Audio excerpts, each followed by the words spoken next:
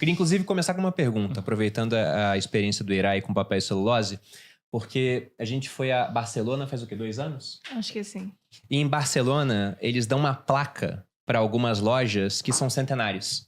Eu vi 2 placas assim. Uma é uma loja que vendia velas e outra vendia moedas antigas. Era de um numismata. Eu falei, caramba, o cara vende vela há 100 anos. Há 100 anos. Não é mais uma pessoa, né? De família, ou talvez tenha passado por outra pessoa, mas a loja vende a mesma coisa há 100 anos. E aqui no Brasil nós temos empresas centenárias. Uma Klabin, por exemplo, que tem 126 anos. E aí você pensa em 126 anos de Brasil.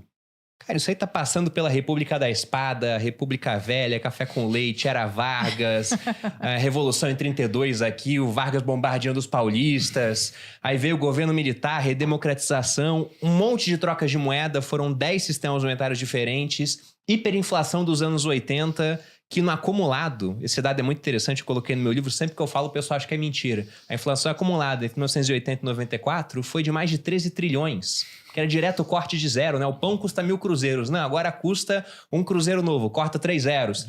E depois foi feito novamente. E a Klabin continua existindo. Eu falei, esse negócio é bom. Ah, mas aí lançou o leitor de livro digital, né? Não, continuou, vende livro pra caramba, vende papel pra caramba. No Natal lá em casa eu mostrei pra Malu, olha o tanto de papelão. Tinha umas 20 pessoas lá em casa. Era papelão que não acabava mais. Eu falei, caramba, esse negócio é sólido. Aí eu fico tranquilo de investir em uma empresa assim. Eu falo, pô, a chance de disrupção é muito pouca. Ela passou por tantos estágios aqui no Brasil que eu acho que não vai ser uma inflação que tá em 6, vai desancora, vai pra 8 que vai matar essa empresa. Mas para outros negócios eu fico muito mais com o pé atrás. Que eu falo, cara, principalmente de varejo, por exemplo. Pô, já tá sofrendo tanto, tem uma dívida CDI mais 3, com o CDI lá em cima, como é que esse negócio vai funcionar? Vocês têm alguns setores que vocês têm na cabeça, alguns papéis, você fala, cara, isso aqui a gente gosta muito? Primeiro tem que saber se ele concorda com isso, né? Também, Klabin. né? Se você tem uma empresa que está existindo há 126 anos, com certeza alguma coisa diferente ela faz, né? Então, acho que esse é um mérito grande da empresa, assim, quando você pensa no ambiente de negócios no Brasil, acho que não só você tem as mudanças políticas, as situações econômicas, as mudanças que a gente tem aqui, a taxa de juros muito alta, né? Às vezes é a moeda que você traz mais importados e tal. Então, realmente é um ambiente de negócio que é muito difícil. Então, quando a gente vê empresas desse jeito, realmente a gente tem que admirar e respeitar. Eu acho que o negócio de celulose, uma coisa que eu fico muito impressionado aqui, é que as empresas brasileiras, elas são super, super competitivas. Eu tive a oportunidade de visitar uma planta nova da Suzano, lá no Mato Grosso do Sul, no final do ano passado, uma planta excepcional, produz 2,5 milhões de toneladas, assim, é a maior planta de celulose do mundo. É um negócio que é muito, muito bacana.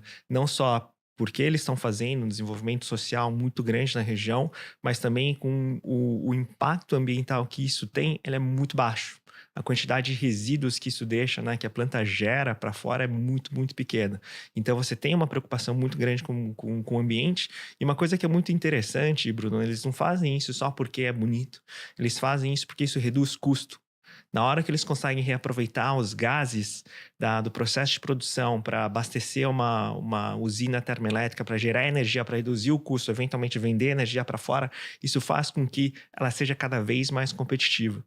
A gente vê isso na Suzano, a gente vê isso na Klabin, a gente vê isso em várias empresas que são grandes exportadores no Brasil. Acho que isso é uma coisa que é muito, muito bacana.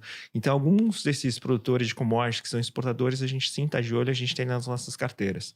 A gente também tem investimentos no setor de energia elétrica, que tem uma taxa de retorno, a gente acha que é muito atraente. A gente gosta do setor financeiro, de alguns bancos ou algumas empresas específicas. Uma das coisas que a gente está mais preocupado, aí você falou da questão do varejo, a gente está mais preocupado com empresas que fazem coisas, ou que produzem coisas que você não tem uma vantagem competitiva ou comparativa clara, como tem essas produtoras de commodities. Por quê? Uma das coisas que aconteceram, né, um evento que aconteceu nesse último ciclo, foi uma expansão muito forte do setor manufatureiro da China. E a China passou a exportar praticamente tudo para o resto do mundo, para o mundo inteiro. A China hoje, por exemplo, tem capacidade de sozinha a suprir 2 vezes a demanda global de painéis solares. A China sozinha abastece 2 vezes a demanda global. Não é a demanda chinesa, é a demanda global. A China sozinha é capaz de abastecer 1 vez a demanda global de veículos elétricos. Isso você coloca para N setores diferentes. Então, todos esses produtos, eles chegam aqui com preço muito baixo. Então, para todas as empresas que fazem ou produzem ou que vendem, comercializam coisas, é um cenário que é muito mais complicado porque eles estão competindo com os chineses também. Então, hoje nas nossas carteiras, né, a gente tem evitado empresas que fazem, ou produzem ou comercializam coisas. A gente tem focado aqui em empresas que têm diferenciais competitivos de longo prazo, como você colocou, algumas empresas exportadoras, de setores que você tem um custo muito mais baixo que no resto do mundo, e empresas que a gente acha, né, que tem taxas de retorno, gestores super competentes, que poderiam passar muito bem aí por esses próximos anos, talvez, não sei dizer se os próximos 100 anos, mas nesse próximo ciclo econômico. Bacana. E até do lado de varejo que você comentou, né, que é especificamente, você consegue ver um pouco com alguma antecedência o que vai acontecendo, que pode acontecer no Brasil, olhando para o que aconteceu em outros mercados. Assim. Quando você olha nos Estados Unidos, você tem um setor que tem uma estrutura de custo fixo e logística grande do ponto de vista de distribuição, e que você tem um player, no caso lá é a Amazon, que vem ganhando gradualmente market share ano após ano. Assim. Online retail começou com menos de 1% das vendas de varejo americano lá em 2000, foi subindo entre 70 bips e 1% ao ano durante todos os anos. Hoje é 23%, 25%, com um trend claro de continuar ganhando share. Isso de total de venda de varejo, né? Se você pegar de venda de varejo nos Estados Unidos. E tem muito produto, desde grocery mesmo, verdura, fruta e tal, que as pessoas não querem comprar lá. Então, assim, se você fizer por filtro, a participação já é maior. Tem alguns setores eletrônicos que a participação de online sales é 70%, 80%. Então, isso é um trend bem claro. Além disso, dentro de online sales, a Amazon ela vem ganhando market share. Se você pegar 10 anos atrás, ela tinha 30 e pouco por cento. Hoje ela está em 45, mais ou menos, depende da conta que você faz. E a tendência dela é continuar ganhando share. Então, é um setor que ele vai passando por consolidação, né? Aqui no Brasil, você tem... Na América Latina como um todo, você olha o Mercado Livre, é um cara que tem vem ganhando share e vem ganhando consistentemente, e tem a melhor logística e tem a melhor estrutura de custo. Então, é um setor que, além de passar por todos os desafios econômicos que a gente está vendo, juros para cima, as pessoas com menos propensão a consumir e tudo mais, ainda tem um desafio intrínseco de que ele está sendo disruptado por uma maneira diferente de fazer negócio. Assim. Então, é um setor que particularmente tem um desafio do ponto de vista de execução nos próximos anos, os players que não são o número 1 do mercado online. Isso é muito claro, mas a pessoa física vai lá e faz o quê? Não, caiu 90% Americanas, deixa eu comprar.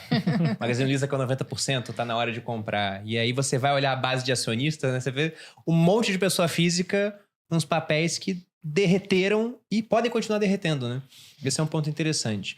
E já entrando agora em exterior, porque como vocês disseram, o Brasil tá barato, mas nada impede que fique mais barato ainda. Parece que vai ser um ano complicado por conta de juros, tudo. Agora, se você começa a projetar para os próximos anos, como você disse, o mercado ele meio que trabalha com arbitragem, né? Quando o juro tá baixo, a bolsa já subiu. Quando o juro tá alto, então tem espaço para a bolsa subir. E lá fora, a gente tá realmente caro da maneira como muitos estão dizendo, porque o Howard Marks outro dia fez uma carta e ele até deixou bem claro ali que era uma opinião dele, que não estava cravando nada, mas falando que podíamos ter uma bolha. E aí, se a gente olha o comportamento do ser humano, sempre que você tem uma revolução tecnológica, há uma tendência dos preços ficarem realmente muito altos, gerando muitas vezes bolhas, né? Já aconteceu diversas vezes, a mais recente que a gente pode falar, a bolha imobiliária americana, a bolha.com. Vocês acham que está numa fase de bolha já? Ou não? Tá caro, mas é um caro que ele é razoável, tendo em vista o que está acontecendo com a economia americana. Esse tipo de coisa é muito difícil de cravar, né? Assim, então, é claro, você tem nas duas pontas, você tem gente que passou... Quando você olha em retrospectiva, quando você olha o retrovisor da bolha.com americana, assim, é muito óbvio, né? Assim, como que as pessoas não viram aquilo? Mas você teve gente que passou, assim, o mercado acionário americano, se você pegar de 1990 até 2002, é impressionante você ver. A performance até 99 é um negócio monumental, foi 250%, 300%. Nos Estados Unidos, né? Não estamos falando de um país ali na África ou na América do Sul, institucionalmente instável. Não. Na maior economia do mundo, institucionalmente estável, que já tinham ativos bons, a performance do mercado americano foi muito boa. E teve muita gente que em 94, 95, 96 estavam ali. Olha, tá bolhado. Aí hoje esse cara fala, olha, eu avisei que tava bolhado. Mas ele passou 5 anos perdendo dinheiro todo santo ano, enquanto outras pessoas fizeram dinheiro. Então, assim, é muito difícil você cravar. E você tem profissionais que são absolutamente sensacionais e que estavam investidos no momento que o mercado lá estava no ápice da bolha e perderam muito dinheiro. Então, esse tipo de previsão de quando, se a gente está em bolha e se a gente está no auge da bolha, é muito difícil de fazer. O que a gente tem que ver são as evidências e tentar analisar de maneira desapegada do ponto de vista de emoção, né? Assim, sem tentar torcer para um lado ou para o outro. A parte que preocupa um pouco você tem um histórico de quase 150 anos de mercado nos Estados Unidos que te mostram várias métricas de valuation. Uma das métricas mais usadas é o preço sobre lucro. A média histórica disso aqui é alguma coisa entre 14 e 18 vezes, depende da taxa de juros e de outros pontos. Hoje você está perto de 23. Então, assim, você paga um ativo e você demora 23 anos para receber de volta aquele dinheiro, né? Assumindo tudo mais constante. Não é isso, mas é só para simplificar a métrica. Que o lucro não cresça, né? Isso. Então, o mercado está mais de um desvio padrão acima da média histórica de preço. Logo, esse é um indicador que te fala, parece um pouco caro. A performance dos últimos 2 anos foi muito positiva, né? Assim, o mercado americano subiu mais de 20%. Nos últimos 2 anos, um compounding de 45%, 50%. O que também é um indicativo de que, poxa, assim, foi muito rápido, a performance muito forte. Então, você tem essas luzes amarelas que você olha. Agora, é importante você olhar também o contexto disso, né? Assim, você tem um cenário de economia indo bem, crescendo, com desemprego razoavelmente baixo e com um crescimento de lucro das empresas impressionante, né? Assim, o ano passado, sozinho, as 7 maiores empresas dos Estados Unidos, que as pessoas chamam lá fora de Mag 7, né? As 7 magníficas, cresceram lucros. O lucro dela combinados cresceu 44%. Isso é bizarro, né? 44%. Assim, é um número, assim, impressionante. Gigante, Então, quando você olha, né, de 23 para 24, que foi um ano que o mercado acionário americano cresceu 25%, o múltiplo entrou o ano já em 22 vezes, que já é um múltiplo caro, 22 vezes o lucro. E durante o ano, a grande surpresa não foi que o múltiplo foi para 25, 26 vezes, por isso que o mercado ficou caro. Não, o mercado ficou caro porque as empresas entregaram um lucro muito maior do que se esperava que elas fossem entregar.